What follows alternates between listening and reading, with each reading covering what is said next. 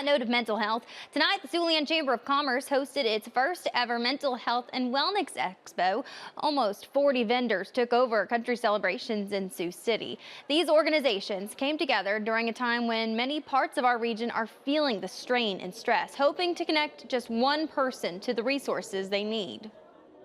So many people have needs or want information that runs the gamut, and whether it's an adult dealing with depression or anxiety or loneliness or burnout, stress, or it's kids that are dealing with the competitive nature of activities, or they're feeling isolated or bullied or at risk for addiction of some sort.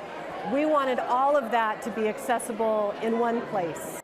This is one of the first times these organizations have gotten together on this level, something they hope to bring back to the community, seeing a need and people attending, getting these resources.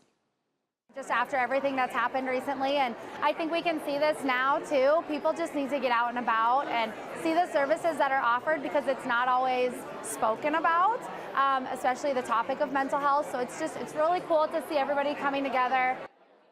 Each organization brings something new and different to the table when it comes to conversations on mental health. Tomorrow on KTIV, if you missed the event tonight, we are taking a deep dive into some of the services offered that many people don't realize are available to the public in Siouxland.